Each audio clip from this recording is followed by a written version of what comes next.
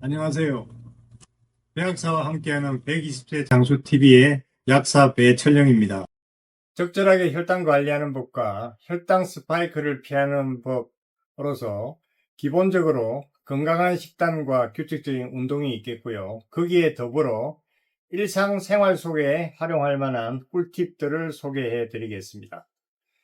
1탄에서 소개해드린 건강한 식단과 더불어서 오늘 설명드릴 일상생활 속의 꿀팁은 첫째, 알몸 탄수화물만 먹지는 말자.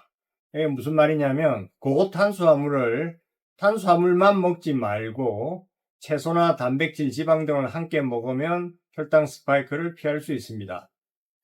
우리가 일상생활 속에서 바쁘다 보면 아침을 빠르고 쉽고 간편하게 해서 먹는 경우가 왕왕 있는데요. 예를 들자면 시리얼과 빵 혹은 토스트에 잼을 바르고 오렌지 주스를 마신다든지 인스턴트 오트밀만 후루룩 드시고 출근하는 경우가 있는데, 이렇게 되면 고탄수화물을 알몸 그대로 드시게 돼서 보시는 바와 같이 혈당 그래프가 급격히 상승을 합니다.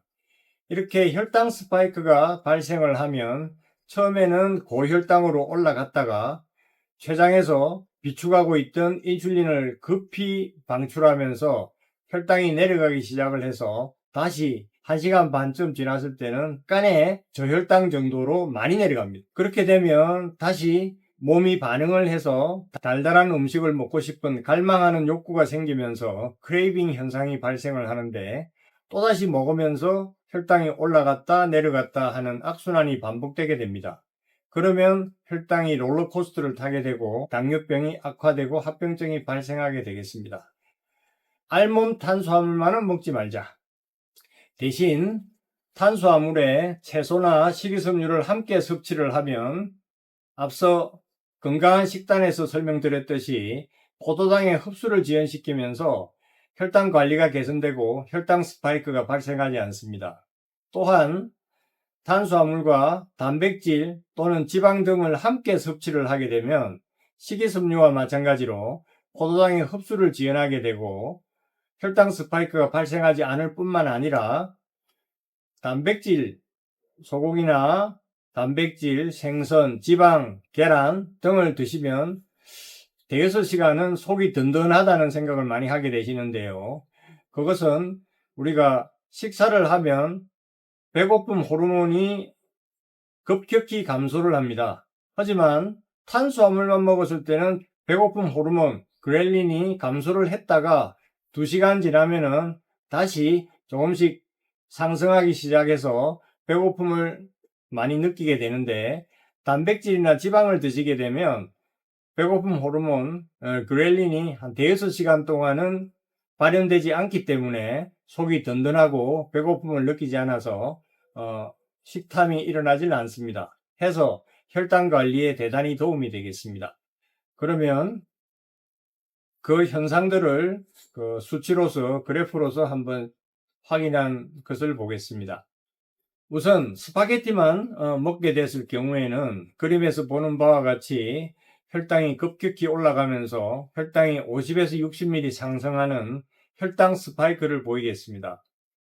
반면에 스파게티와 야채 사라다를 함께 먹으면 혈당 상승폭이 대폭 감소가 되겠습니다. 해서 혈당이 30ml만 상승하는 것을 확인할 수가 있습니다. 또 다른 예로 하얀 식빵 한 개만 먹었을 때는 혈당이 약 50ml 상승하는 것을 볼 수가 있는데, 하얀 식빵에 버터를 발라서 먹으면 더 달콤하게 느껴지는데도 불구하고 혈당 상승폭은 감소를 해서 혈당 스파이크가 없어지는 것을 확인할 수 있습니다. 그리고 설탕 덩어리죠. 초콜릿 케이크를 먹었을 경우에는 혈당이 60에서 70ml 상승하는 것을 확인할 수가 있는데요.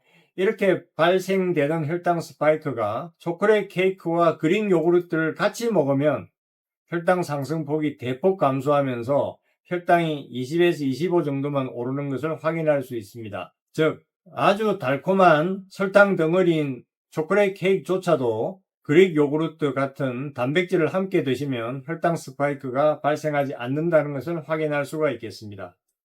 또 다른 실험에서는 식빵을 그냥 먹었을 때 혈당이 올라가고 더불어서 인슐린이 방출이 되어서 인슐린 수치가 높아지는데, 그렇게 식빵만 먹었을 때 높아진 인슐린 수치와 식빵과 더불어서 블루베리 5온스를 함께 올려서 먹었을 때 인슐린 수치의 변화를 비교를 하였는데, 식빵 단독으로 먹었을 때보다 식빵에 블루베리 5온스를 올려서 먹었을 때가 인슐린 수치가 25% 감소된 것을 확인하였습니다.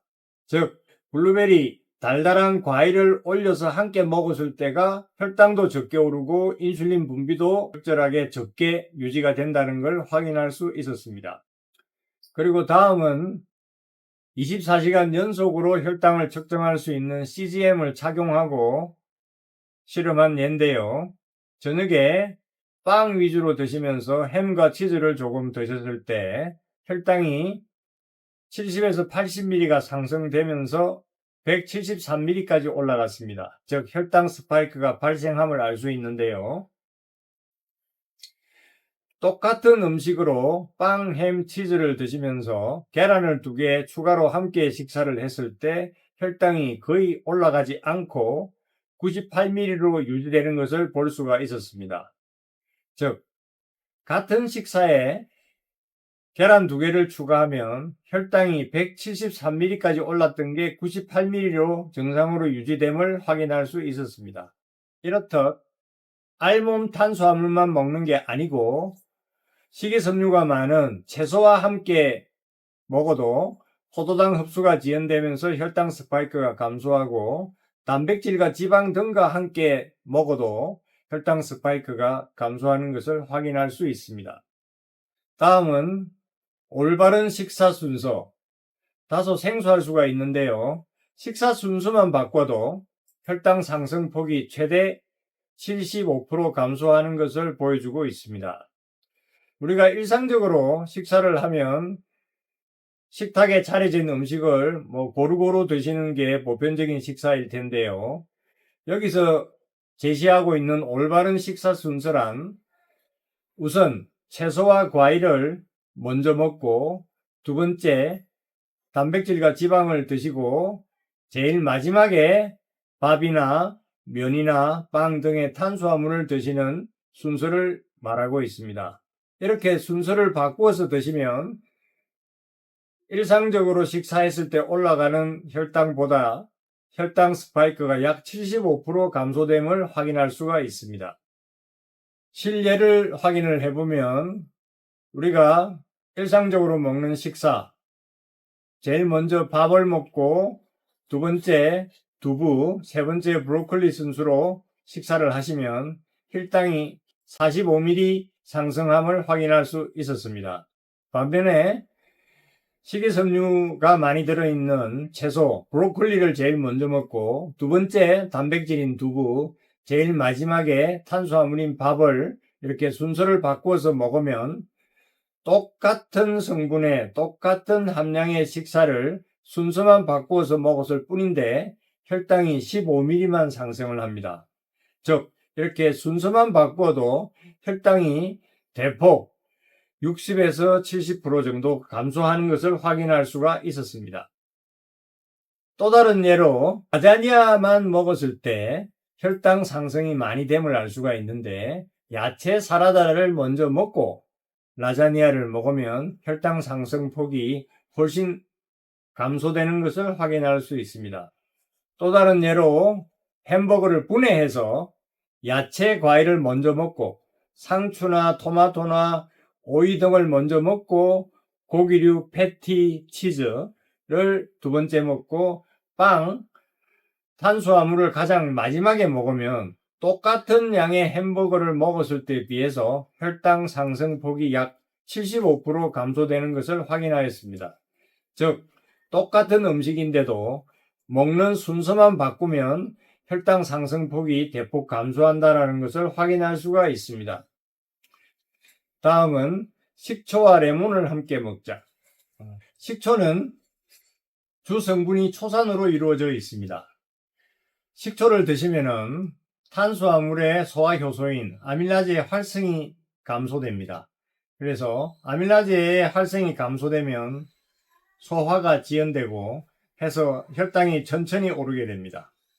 하지만 식초는 다소 자극적이고 위점막을 손상시킬 수가 있어서 식초는 한 스푼을 300ml 정도의 물에 희석을 해서 드시면 좋겠습니다.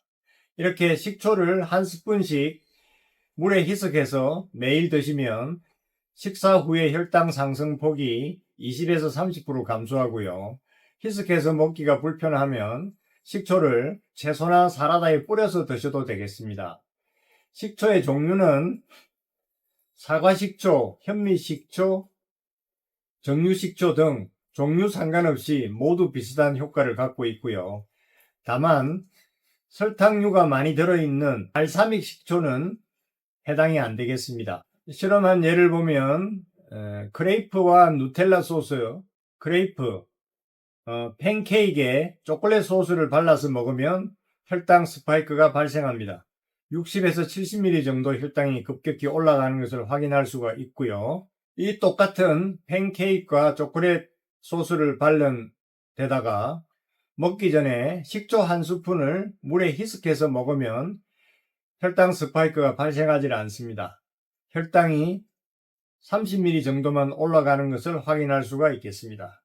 또 다른 실험에서는 프렌치 프라이만 먹었을 경우에 혈당이 50에서 60ml 상승하는 혈당 스파이크를 확인할 수가 있는데 식초와 프렌치 프라이를 함께 먹으면 혈당이 20ml 정도만 상승하면서 혈당 스파이크가 발생하지 않는 것을 확인할 수가 있습니다. 또한 CGM을 착용하고 확인해 본 실험에서는 으깬 감자를 먹을 때 식초를 곁들인 사라다와 샤우크라우트, 독일식 김치를 함께 먹게 되면 혈당이 최고로 올랐을 때 124ml까지 올라가고 그칩니다.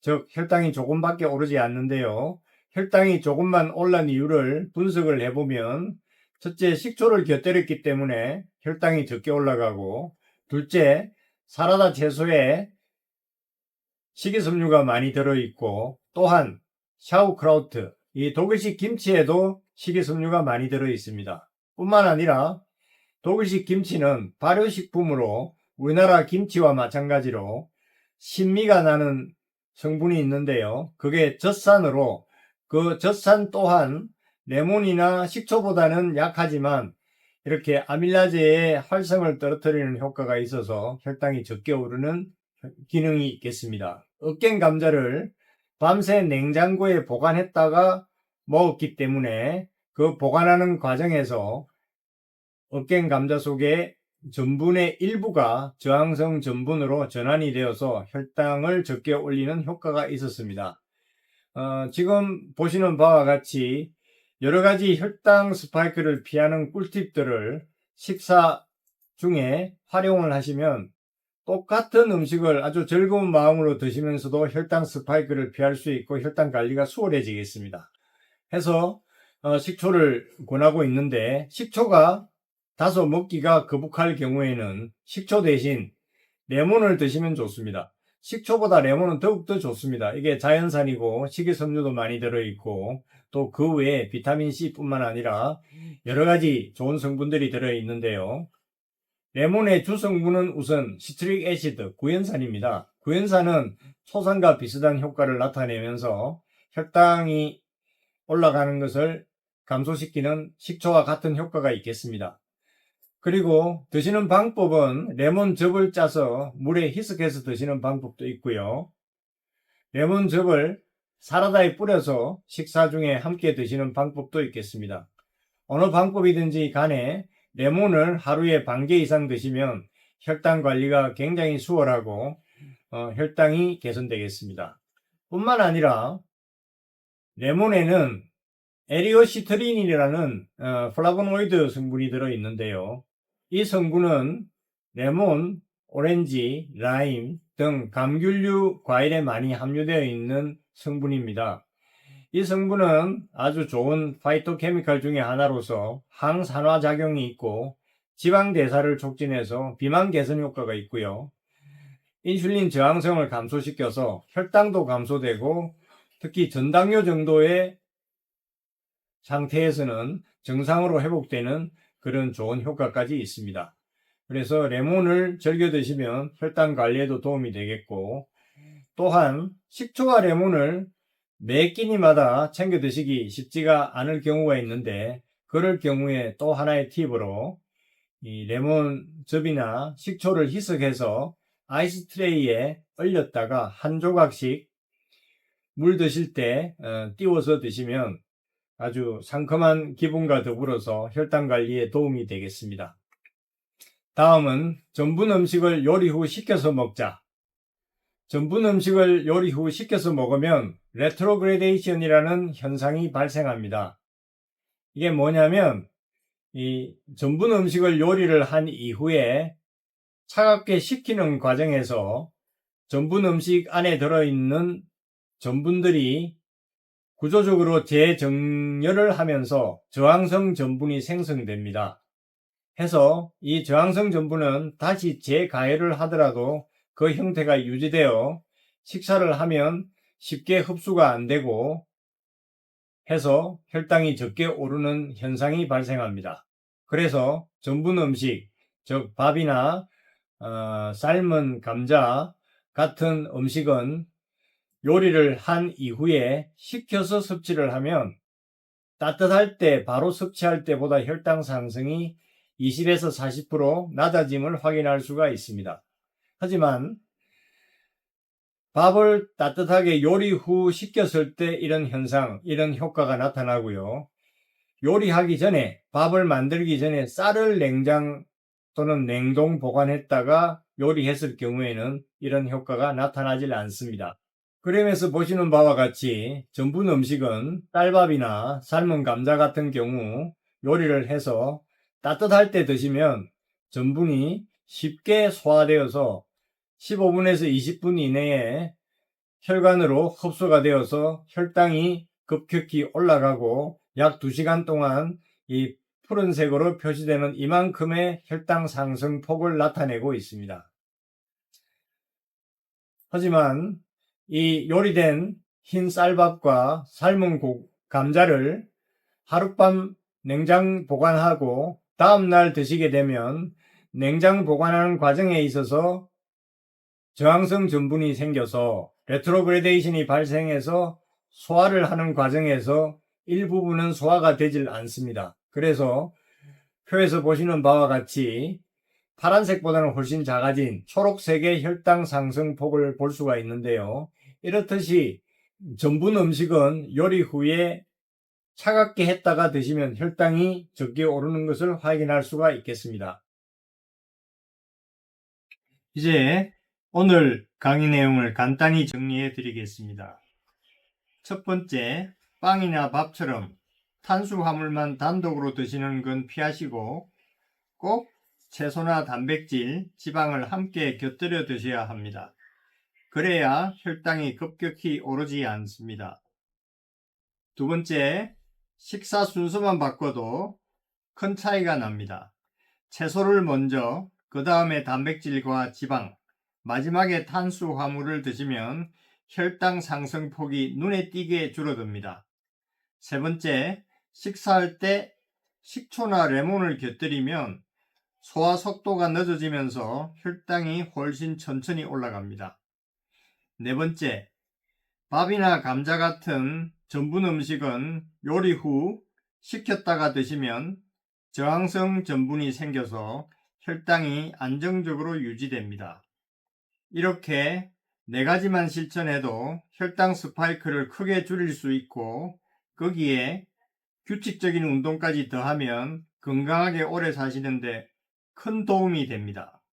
그리고 탄수화물을 제대로 먹고도 혈당 스파이크를 피하는 법, 마리오 크라츠 교수의 동영상과 그리고 제시 인초스페가 설명하고 있는 혈당 관리의 10가지 비법, 이 동영상을 인용해서 설명해 드림을 참고로 말씀드립니다. 여러분의 건강한 120세 인생을 응원합니다. 120세 장수TV의 배학사였습니다. 감사합니다.